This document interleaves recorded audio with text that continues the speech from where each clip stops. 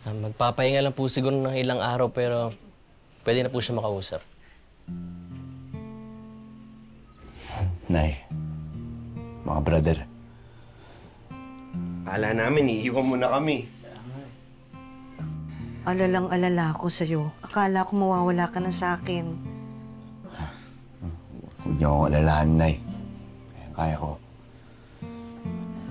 Brother, kung bilib kami sa'yo noon, mas bilib kami sa'yo ngayon. Tama. Kaya pala palagi kang wala eh. Binubuiso pala yung buhay mo sa paglaban niya sa sindikato na yan. Galing mo.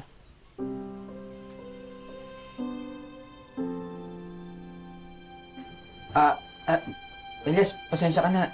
Sinabi na namin sa kanila yung totoo eh. Sinusundan kasi nila kami nung nahanap ka namin eh. Nag-aalala lang naman sila sa'yo eh. Buti ka mo, nalaman namin ng totoo, Elias, kaya natulungan ka namin. Mga brother. Pasensya na kayo Hindi ko sinabi sa inyo agad. Brother, huwag kang mag-alala. Puprotektahan namin pagkatao mo. Kami bahala doon. Kapag kailangan mo na race back, andito kami, tutulungan ka namin. Pamilya na tayo eh. Maraming salamat mga brother.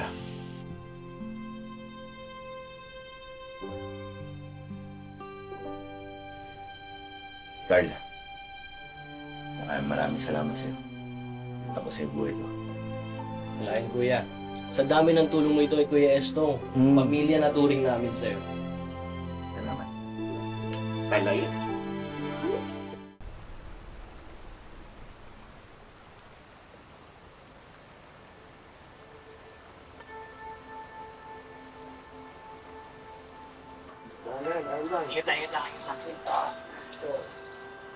Mga brother. Elias, kukunin lang namin yung sasakyan para may iwas na yun. Oo. Tira natin para. Ayun, makabili kami ha.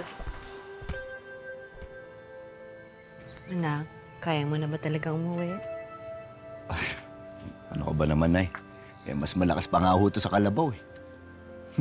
Sa panay, mas mapapabilis ho yung paggaling ko kapag nasa bahay ho tayo.